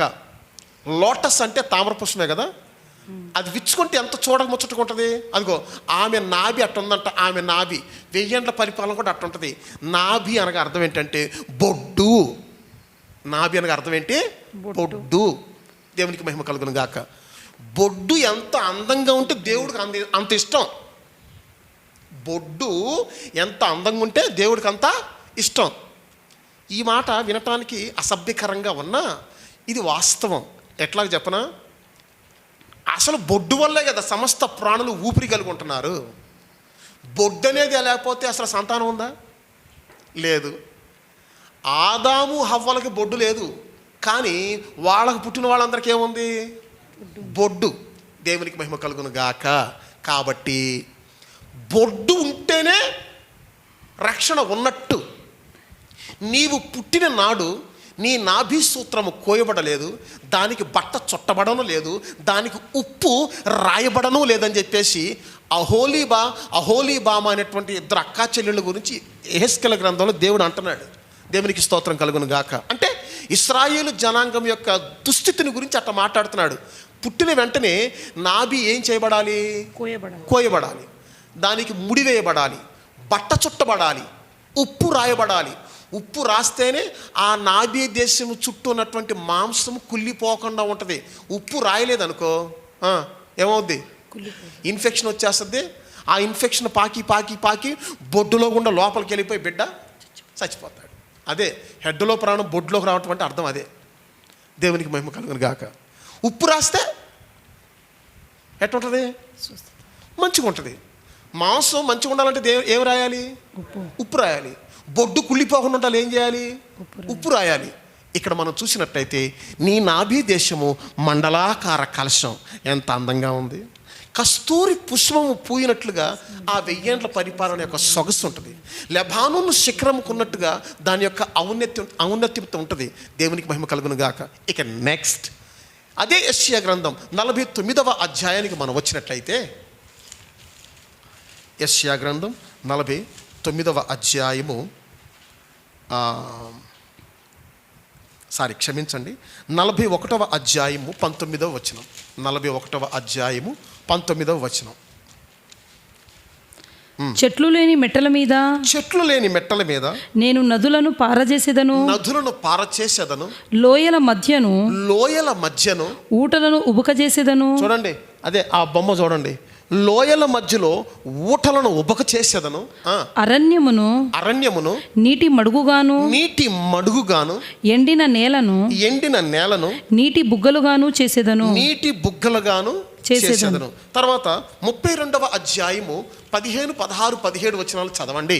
32వ అధ్యాయము 15, 16, 17 వచనములు. నగరి విడవబడును, జనసమూహము గల పట్టణం విడవబడును, కొండయు కాపరుల గోపురమును ఎల్లకాలము గుహలుగా ఉండును. అవి అడవి గాడిదలకు ఇష్టమైన చోట్లుగాను మందలు మేయు భూమిగాను ఉండును. అరణ్యము ఫలభరితమైన ఫలభరితమైనటువంటి భూమిగాను, ఫలభరితమైన భూమి వృక్షవనముగాను ఉండును. అదే 1000 ఏండ్ల పరిపాలనా కాలం. అదే ఆ 2 మాటలు మరల చదవడం చూద్దాం. అరణ్యం ఎట్లా ఉంటుందంట? అరణ్యము ఫలభరితమైన భూమిగాను, అరణ్యమేమో ఫలభరితమైన భూమిగా ఉంటుందంట. ఫలభరితమైన భూమి ఎట్టుందంట? వృక్షవనముగాను ఉంటుందంట. చాలు. ఇక్కడ చూడండి, ఈ 2 మాటలు చదువుతుంటే ఇంకో వచనం గుర్తొస్తుందా మీకు? ఇంతకు ముందు మనం చదివాం. ఏంటది? ఆ దినమున చంద్రుని కాంతి సూర్యప్రకాశం వలె ఉండును. సూర్యప్రకాశము 7 దినముల వెలుగు ఒకే రోజు వస్తే ఎంత వెలుగు ఉంటుందో అంత వెలుగు ఉంటుందంట. అంటే దాని అర్థం ఏంటంటే, ప్రతిదానిని కూడా దేవుడు పెంచుతాడు, ప్రతిదానిని కూడా దేవుడు సమృద్ధి కలుగు చేస్తాడు, ప్రతిదానిని కూడా రెట్టింపు చేస్తాడు. అట్లాగే ఇక్కడ కూడా ఏముందంటే, అరణ్యమేమో ఫలభరితమైనటువంటి భూమిగా మారద్దంట, ఫలభరితమైనటువంటి భూమి ఏమో వృక్షవనముగా మారద్దంట. నా ప్రియుడా, నా ఉద్యాన వనమునకు వేంచేయము, నేను నీ కొరకు దాచి ఉంచినటువంటి ఫలములు పచ్చివియు పండువియు నా ద్వార బంధకముల మీద వ్రేలాడుచున్నవి అని సంఘములో ఉండవలసినటువంటి ఫల సమృద్ధి గురించి ఆ షోలమితి అంటుంది కదా, ప్రియుణ్ణి ఆహ్వానిస్తుంది కదా. అట్లాగే 1000 ఏండ్ల పరిపాలన కాలంలో అసలు ఏమీ లేదనుకున్న భూమి సమృద్ధిగా పండుద్దంట. సమృద్ధిగా పంటే భూమి అసలు ఎట్టయిపోద్దంట? వనముగా. మరి ఏదైనా తోట ఎట్టుంది అప్పుడు? ఏదైనా తోట అప్పుడు ఎట్టుంది మరి? వృక్షవనం. ఎక్కడ చూసినా వృక్షాలే, ఎక్కడ చూసినా పండ్లే. అట్ట కోసుకోవటం తినేయటం. నీళ్లు పోసే పని లేదు, చుట్టూ తవ్వే పని లేదు, మందేసే పని లేదు, ఏమీ లేదు. మరి ఇప్పుడు నీళ్లు పోసినా, చుట్టూ తవ్వినా, ఎరువేసినా, యూరేసినా అసలేమీ పంటే లేదు. అంటే దాని అర్థం ఏంటంటే, దేవుడిచ్చేటువంటి స్వచ్ఛత 1000 ఏండ్ల పరిపాలన కాలంలో ఉంటుంది. చెట్లకి మందు వేయవలసినటువంటి అవసరం లేదు, నీళ్లు పెట్టవలసినటువంటి అవసరం లేదు, చెట్లకి మట్టి తవ్వి వేర్లు బాగు చేయవలసినటువంటి అవసరం లేదు. ఎంత చక్కగా నూతన పరుస్తున్నాడో చూడండి. ఒక్క మాటలో చెప్పాలంటే, ఏదేను తోటలో పోగొట్టుకున్న ప్రతి సమృద్ధి తిరిగి 1000 ఏండ్ల పరిపాలన కాలంలో దేవుడు ఇవ్వబోచున్నాడు. మొదటగా ఏం ధ్యానించాము? భూమి దాస్యము నుండి విడిపించబడద్ది. రెండవది భూమి సమృద్ధిగా పండును. మూడవది ఏంటి చూసాం?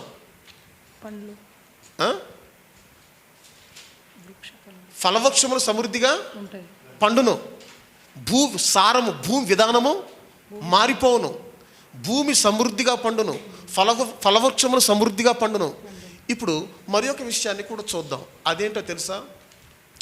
యుద్ధములు మానిపోవును. 1000 ఏండ్ల పరిపాలనా కాలంలో యుద్ధములు మానిపోవును. చదవండి, మీకా గ్రంథము 4వ అధ్యాయము 2వ వచనం, 3వ వచనం, 5వ వచనం చదవండి. మీకా గ్రంథము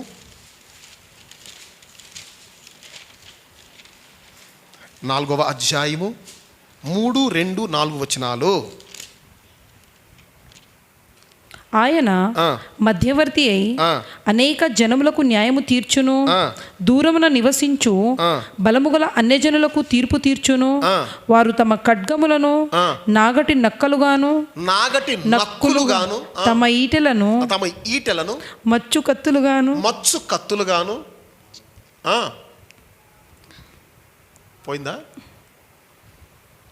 చదవండి. మచ్చు కత్తులుగాను సాగగొట్టుదురు. జనముల మీదికి జనముల మీదకి ఖడ్గము ఎత్తక ఉండును. కానీ యేసుప్రభు ఏం చెప్పాడు మత్తయి సువార్త 24వ అధ్యాయంలో? అయ్యా, నీ రాకడెప్పుడు అని అడిగితే యుద్ధముల గురించి వింటారు, యుద్ధ సమాచారముల గురించి వింటారు. ఇంకోటి కూడా చెప్పాడు, జనము మీదకి జనము లేచును, భూకంపములో కలుగును అని అన్నాడు కదా. మరి ఎక్కడ చూస్తుంటే జనము మీదకి జనము ఎత్తకయుండును. కత్తి ఎత్తరంట, ఖడ్గం ఎత్తరంట, యుద్ధము చేయరంట. యుద్ధము చేయ నేర్చుకున్నటకు జనులు ఇక మానివేతురు. నెక్స్ట్ యెషయా గ్రంథం 2వ అధ్యాయము 4, 5 వచనాలు చదవండి.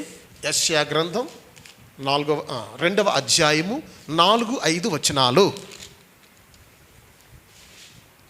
ఆయన మధ్యవర్తి అయి అన్యజనులకు న్యాయము తీర్చును, అనేక జనులకు తీర్పు తీర్చును.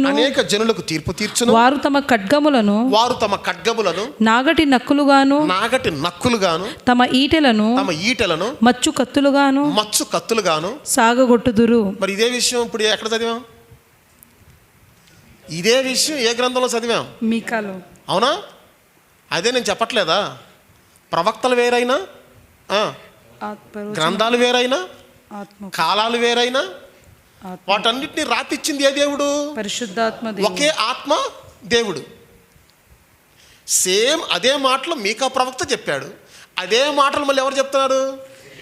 యెషయా ప్రవక్త చెప్తున్నాడు. మళ్ళీ ఇదే మాటలు ఇంకో ఆయన చెప్తున్నాడు, జకర్యా 9వ అధ్యాయం 10వ వచనం చదవండి.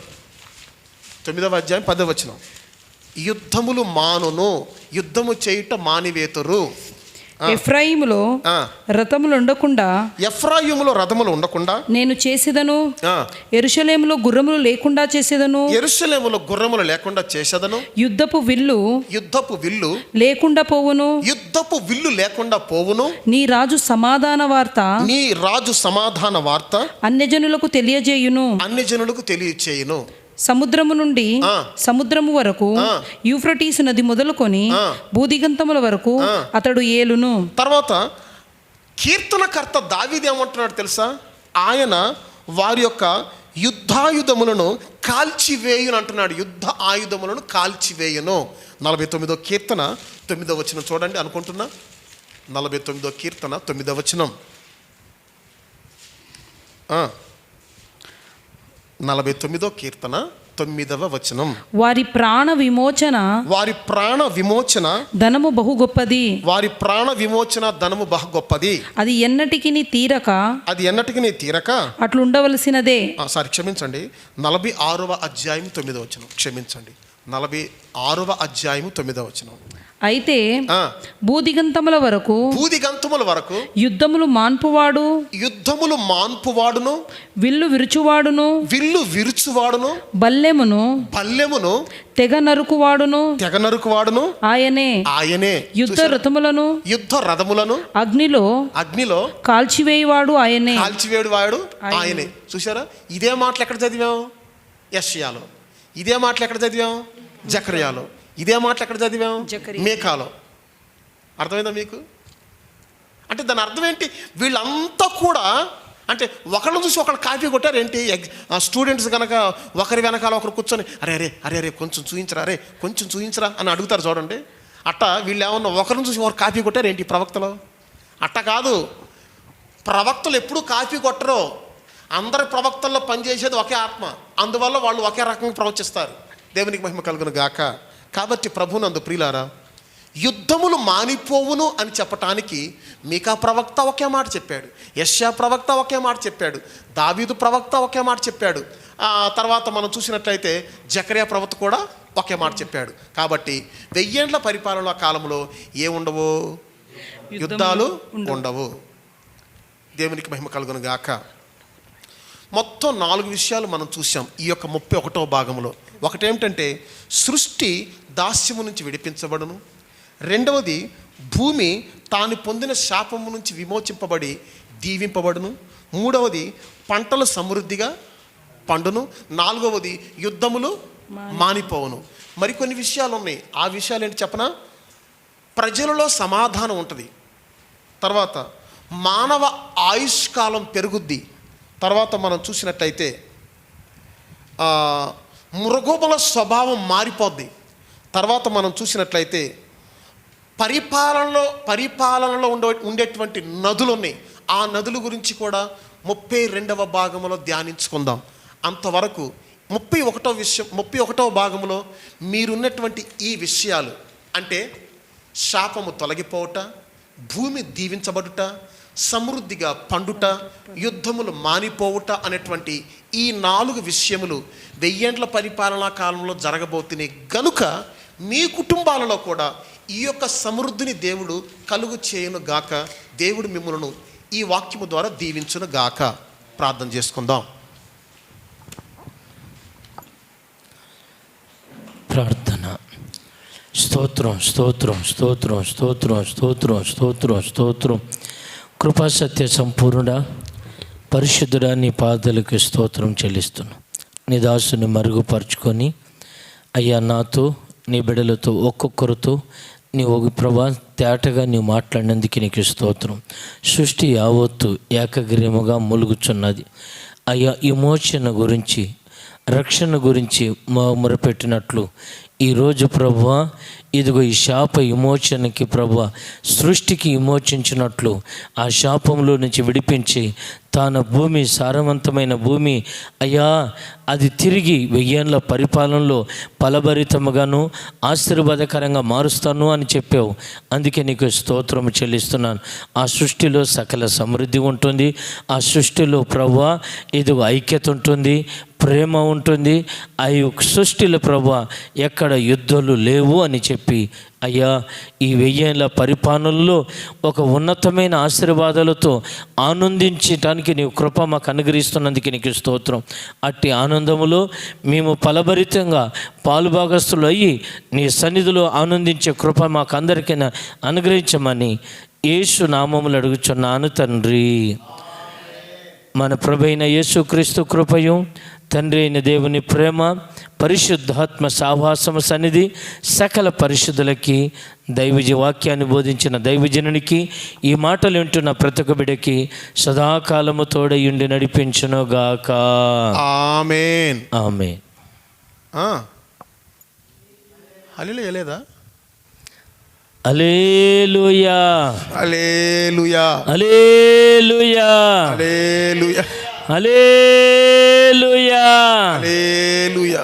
ప్రభునందు ప్రియులారా, తిరిగి 32వ భాగముతో మిమ్ములను కలుసుకునేంత వరకు దైవాశీస్సులు మీకు తోడుగా ఉండును గాక. ఆమేన్. అందరికీ మా వందనాలు.